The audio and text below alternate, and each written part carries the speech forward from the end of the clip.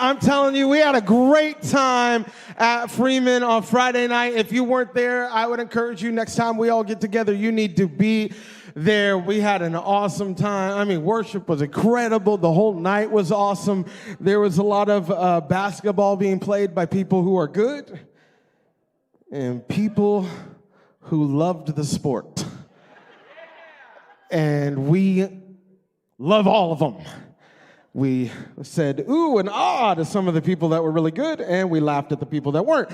And it was awesome. We had a great time.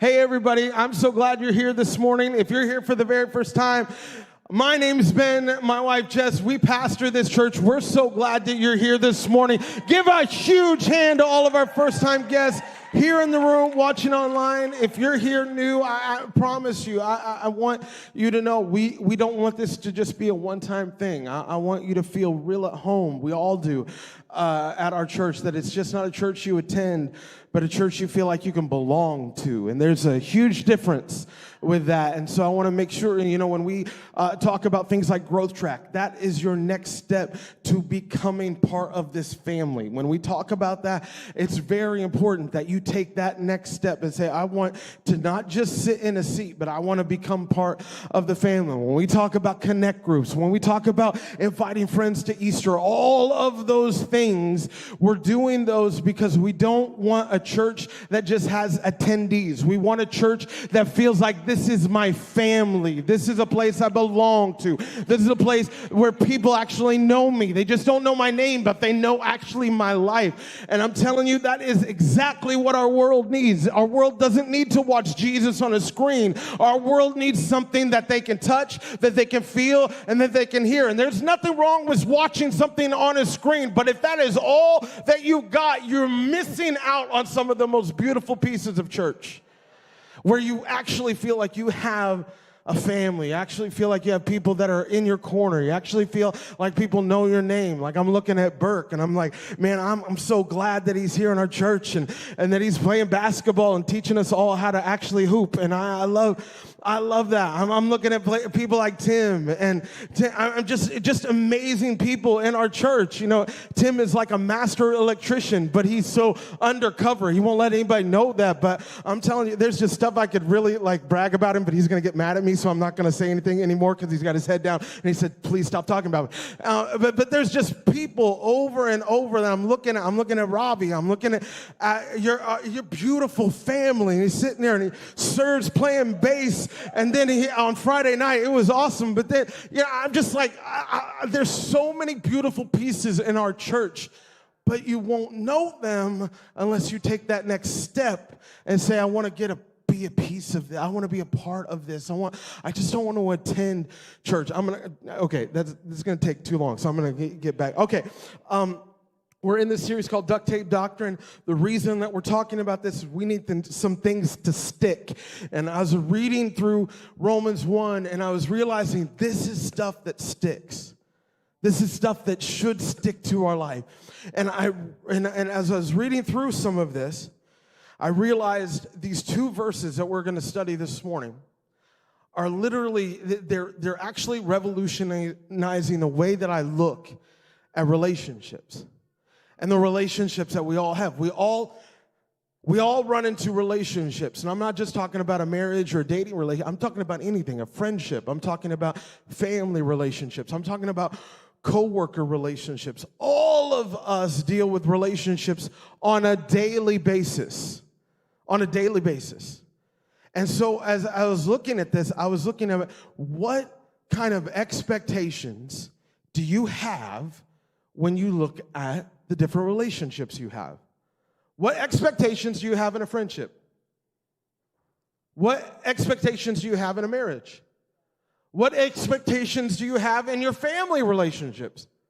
What do you expect your parents to do? What do you expect your kids to act like? Some of you are smiling and like, well, they are unmet expectations. What kind of expectations do you have at your job with your coworkers? And you start going through those expectations, and how many of us would say, I've been burned by people with the expectations that I've had? Don't raise your hand. But right? You felt like I got burned before because I had this expectation that just never was met. And so it kind of stays with us. And I was reading these two verses in Romans chapter 1, verse 10, and I titled this message, What Did I Expect? Romans chapter 1, verse 10 says this. Everybody ready? Come on, y'all. Everybody ready? No, all right, we'll get to it. All right. Easy. All right.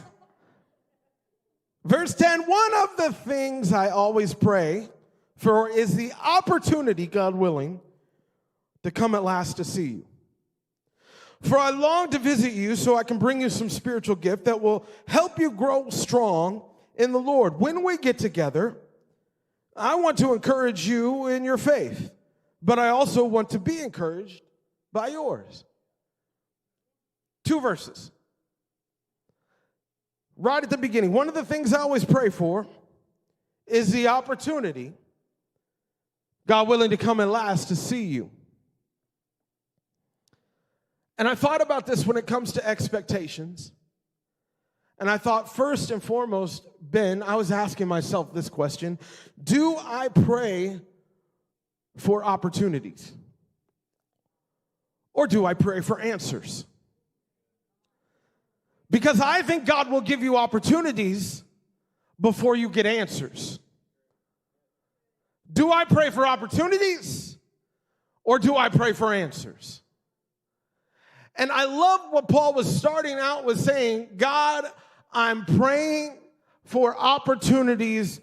And he was praying for opportunities when it comes to the context of relationships.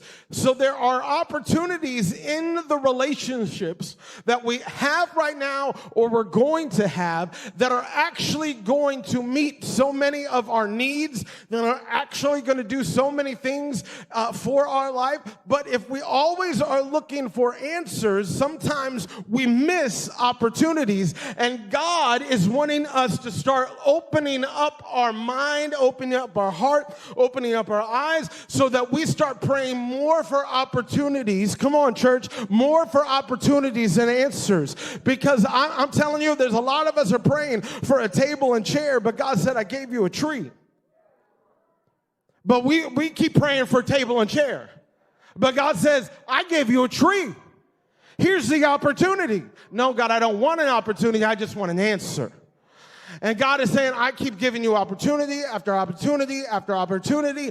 And a lot of times we look at, come on, and especially with relationships, when God gives us an opportunity relationship, do you look at it as an opportunity or an interruption? Right? Get a knock on the door. Who is that? Somebody rings your doorbell. Somebody comes up on your camera. Who's the nasty person that's coming at 6:30 at night? Don't they know it's nighttime? You know, this used to always not be the case, but now it seems like it's more the norm that we just look at who's interrupting me at work? I'm at work. I'm going to do who? And we look at all of these things that maybe God is bringing opportunity into our life, but we keep labeling it as an interruption because we don't understand that there are opportunities that are meshed together with relationships. That God, there might be a coworker, it might be a neighbor, it might be somebody you meet in Walmart, it might be somebody you meet in the pickup line and the drop-off line at kids. There might be some kind of opportunity, but if you don't have your eyes open, sometimes you'll miss an opportunity and keep praying for an answer. And God says, I keep trying to give you opportunity after opportunity. Now, listen, I don't think you should answer every spam call and think this is an opportunity. No, that's dumb. Don't do that. Decline those spams. But I'm saying there are some things in your life that maybe we're going too fast and we got our head down too much that we don't look and say, God's giving me an opportunity right now. God's bringing an opportunity, and it's coming in the form of a relationship. But so many times when we don't pray for opportunities and we just pray for finished products, we're missing the things that, listen, God's trying to bring open doors to your life. But a lot of times those open doors come in come on, church, they come in form of a relationship. And so, okay, let's keep praying for those opportunities and keep praying that you walk through the opportunity. Walk through the open door. Because unused opportunities turn into unfulfilled expectations. Unused opportunities turn into unfulfilled expectations. When I was watching Piper, my daughter, she's 2, and I was watching Watson, he's 6, and I'm trying to get them, to act like civilized humans. And a lot of times it just doesn't work out. I'm trying to what I was trying to teach him a couple days ago was how to share, and that's like trying to teach Russia and Ukraine to like be together. And I mean, they'd much rather just lob missiles at each other. And I'm like, come on, guys, you got. And so I'm talking to Watson. I'm saying, okay, son, if you share with her, I will let you stay up later tonight. Because I'm trying to get him to teach. Oh, okay, I do good. I have an opportunity here, so and I have this expectation. So, listen, he had so many opportunities to share. Never did he take that opportunity. Every time, rip out of her hand. I was just like, what is going on? And so it got time for bedtime. What did I say? Is that okay? Well, it's time to go to bed. He was like, what?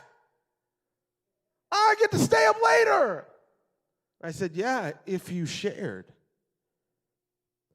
But an unused opportunity turned into an unfulfilled expectation. And he's looking at me like I banished him from life. But I'm like, I gave you, come on, how many times God's looking at you and said, I've given you opportunity after opportunity after opportunity. Lord, help me to walk through the opportunities that you're giving me, because I don't want to have unfulfilled expectations, because all of us have expectations.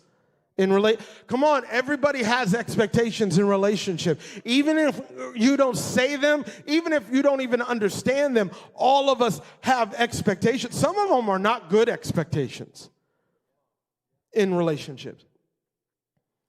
One of the expectations that you have in a relationship that I've seen are unrealistic expectations. These are killers to the opportunities that God is trying to bring you. Unrealistic expectations. Look no further than somebody who's dating, and they're like, oh, I'm gonna have this kind of person, and they're gonna act like this, and they're gonna treat me like this, and they're gonna look just like this, and they're gonna say these kind of things. And you know why I can have this kind of expectation? Because I saw it on Instagram, and because I saw it on Instagram, that is exactly how I'm gonna have my dating life. No. Or you got married, and you saw some kind of marriage on some movie, and you're like, oh, that's how our marriage is gonna be, and we're never going to fight, and we're always going to be together, and we're always going to be so happy, and everybody's going to be for each other all the time, and it's just going to be the most cutest thing in the whole wide world. Then you get married, and you're like, where's the cute? Because this ain't cute. And all of a sudden, you start thinking, okay, did I do something wrong? No, you didn't do something wrong. You maybe had an expectation that was wrong. And it's starting to erode at the things that you believe that you were supposed to do, because you had these unrealistic expectations. You can also say entitled in the parentheses. Because you don't understand that there are some things that only come through a lot of hard work and a lot of sacrifice and a lot of dying to yourself, especially when it comes to relationships, or especially, you can have unrealistic expectations with kids. I remember I had them. They completely got destroyed when I had kids. these unrealistic I hear all the time. And listen, if you have some of these and you're doing them, great. We love you. You're superhuman, and that's great. But I remember, we're going to all organic, nothing all organic food is going to go into that baby. They're going to have cloth diapers. They're not going to have those plastic things anywhere. You know what? Also, no screens. No screen. We're never going to have a screen. We're never going to have a screen for a kid. That's never going to happen. Are you kidding me? It's like poison to their brain. And I just cannot do that to my kid. And they're going to potty train by 16 months, and they're also going to be reading, and they're going to have full-fledged sentences by 12 months because I'm just going to be so engaged and so locked in on this kid right now, and they're going to be so great. And then when you have a kid, you're like, my God, please look at a show for 30 minutes. Please. God, please, whoever made Blippi, God bless you so much. Thank you. Thank you. And all of a sudden you realize, because I saw something on TikTok doesn't actually mean that it's in real life. It just doesn't mean I have this unrealistic expectation. And a lot of times what happens is real life smacks your expectations upside the face. And you're like, whoops. And sometimes we got to understand, I might have an unrealistic expectation in my relationships. And that's what's ticking me off. Because some of you are like, you never have real friends. And maybe you just need to look at your expectations. Because some of you are like, no one ever calls me. I can't ever have a real friend do you ever call anybody? Well, no. They should all call me. Okay, maybe why you're having a hard time with friendships right now. Because you're just sitting around waiting for a friend instead of being a friend. Unrealistic expectations. Or some of you have just negative expectations. You can put in parentheses just unhealed hurt. And so you walk into every job thinking that your boss is going to take advantage of you because they took advantage of you at your last job. You walk into every church with your guard up because you're like, the last church burned me out and took everything from me. You better not try to do that. You walk into a relationship thinking they're not going to treat me for who I should be, and they're not going to treat me nice, and so you're defensive all the time. And you have these negative expectations. And so I see this in church all the time. People walk in, and like, my last church, they were da-da-da-da-da-da. And I was like, oh, golly. Now, if you're hurt, I understand that. But let me tell you what happens when you have negative expectations. You come into the next relationship at -5. And so I've got to be perfect just to get you to 0. Just to get you to 0. Just level playing field. I've got to be perfect. And to where I'm like, I can't be perfect all the time, or you can't be perfect all the time, or nobody can be perfect all the time.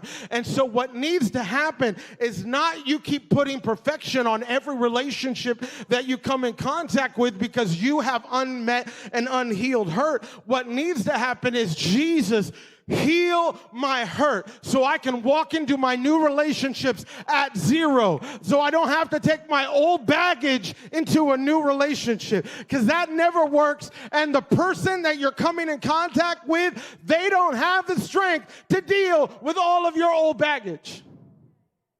And it's unfair to put them in that position. And so you have to, this is why Jesus said, all of you who are weary, come to me and bring all of your baggage to me. I'll carry that stuff. Some of you are trying to give your suitcase hurt to your partner when you should be handing that to Jesus. And saying, God, I need you to heal me. So, some of you, I know you've gotten hurt in church before, but please don't paint us like your last church. And I'm not saying anything bad about your last church. They're all made of people, and they make dumb decisions, just like we do sometimes. Sometimes we make mistakes too. I'll tell on us one time. This is a while ago, a long time ago. So don't get scared. But it was bad, and I felt like, oh, I just want to quit and never do this again. I remember we were having some kind of thing for new guests. This was early time in church when Jess and I just started, and we had some people that were watching kids. And so they were watching the kids, and then we were talking to all these people who are new and having lunch with them, and then when we're at the end and one of the new families was leaving, we realized that one of their kids got locked outside at the playscape, and everybody else is being watched, and their kid is locked. I have never felt like I wanted to crawl into a hole and die ever. You imagine what that would feel like to a new family that's coming to your church. Come trust us. We'll lose your kid. It's real safe. I was like, oh God, don't even come back next Sunday, please. There are awesome churches. We're not one of them. Go. Dear God in heaven. I'm just telling you, to put perfection on somebody is you're just gonna hurt yourself. You're just gonna hurt yourself. So the expectations that I want to have in a relationship are what I saw Paul say in this verse. He said in verse 12, he said, when we get together, I want to encourage you in your faith. But also I want to be encouraged by yours. So the expectation in relationships is this. And this is just feeding my soul, y'all. I don't know if it's for me. Hopefully it's for you. But it's just been helping me so much. Here's the first one. The expectation.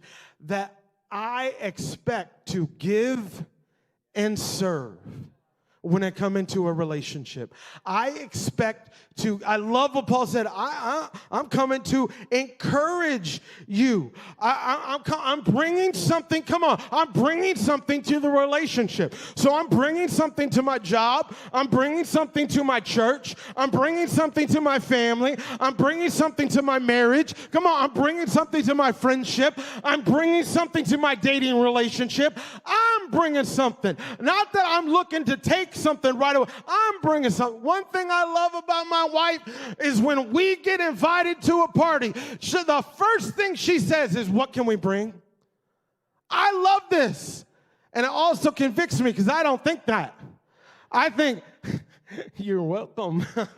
Come on, baby, here I come. I feel like, yeah, I bring the funk. Jess is like, no, what can we bring? And a lot of times, no, we got everything. Jed's like, I'm bringing something.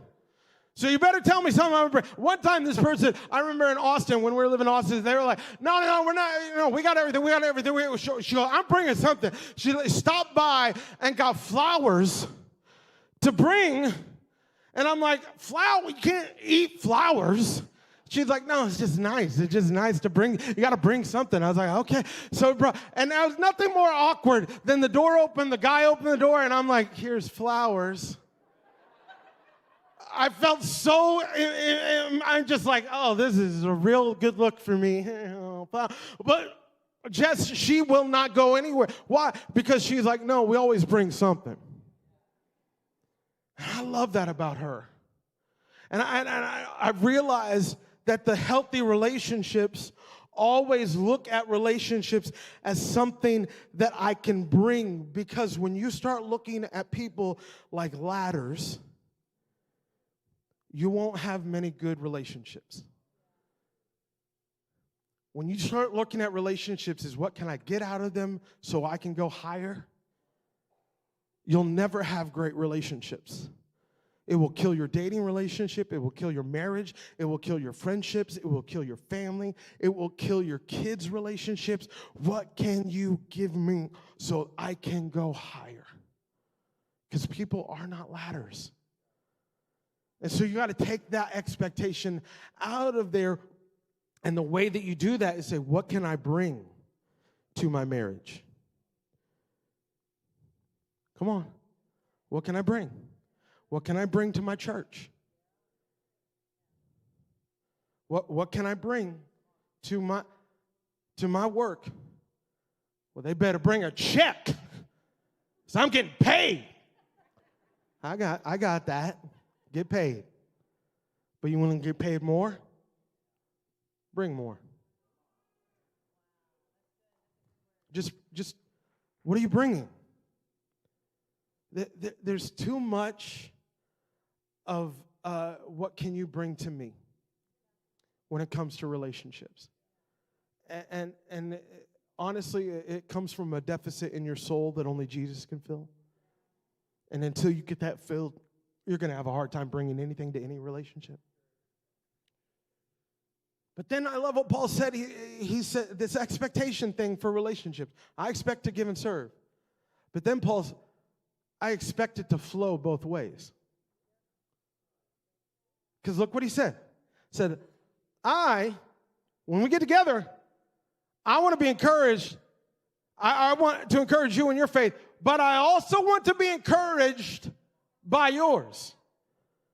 Whoa. So there's an expectation in this relationship that I give, but I also have an expectation that you're giving. And a healthy relationship flows both ways, church. Some of you, the reason that you're having such a hard time in relationships is because you only have, this is the only way I can say it, you only have hungry hippo relationships. You only got people that are like chomp, chomp, chomp, chomp, chomp. Take, take, take, take, take, take. And guess what? At the end of the day, if that's the only relationships you will lose your marbles. And you're like, I got nothing left. And at the beginning, it felt good because you felt wanted. But by the end, you feel taken advantage of. Because you were never supposed to be in that position. Because instead of being a friend or a spouse or a parent or a coworker or whatever the case may be, you have put yourself in the Savior position. And the only person that can be there is Jesus. And every time we put ourselves in that place and everybody's taking all the time, and those are only the relationships you have around you that take, at some point you will give up. At some point you'll quit. At some point you'll feel like I have nothing left to give. Because there is a moment in all of our relationships where there needs to be a realization that a healthy relationship has give, but also you're bringing something to the table. I have an expectation that I'm going to give and serve in this relationship. I also have an expectation that you are going to encourage me, that you are going to bring something to the table as well. And a lot of times when you start looking at this in the healthy way, you move the idea of people are ladders away. And you start looking at people as boosters. And this is what I mean by that. A ladder, you get on it and you climb it and then you get rid of it. And that gets you higher. But a booster, the way I see it, the way I saw it in my mind is real healthy relationships are like this. They help you up. And then once you're up, you reach and pull them up. That's a healthy relationship. I gave, you gave. But we have in our vernacular, oh yeah, relationships, they're give and take. I hate that. I hate that word, give and take. Because what it does in our minds is like, I give, but now I get to take. No, switch it. A healthy relationship is give and give. I give, you give. I give, you give. I give, you give. There's an expectation on the other person to give, not an expectation on me to give and to take. No. We're both giving. So it's not give. And a good relationship is not give and take. A good relationship is give and give. Give and give. A good friendship is give and give. A good dating relationship is give and give. A good marriage is give and give. A good coworker is give and give. Put that expectation on every relationship that you have walking into your life. And if you cannot expect somebody else to give the way that you are giving, I'm telling you, at some point you're going to run out.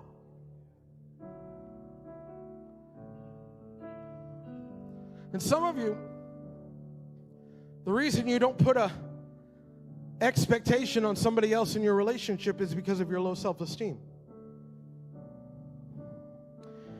And because you don't think you're worthy, the only thing that you're worthy of is somebody to take something from you. And some of you need to reevaluate who God said you are,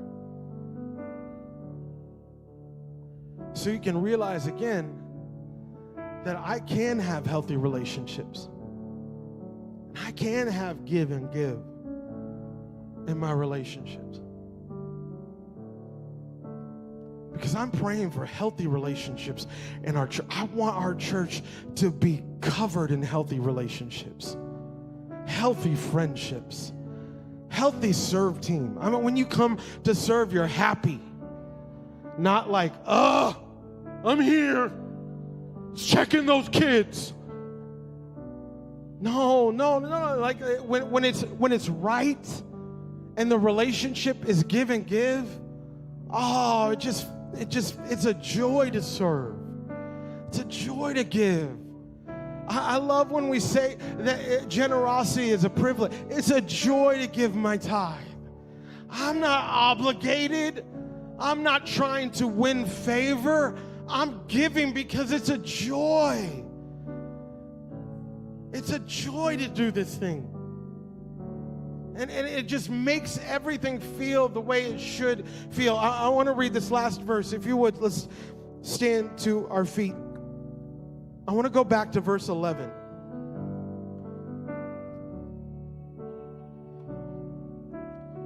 For I long to visit you, so I can bring you some spiritual gift.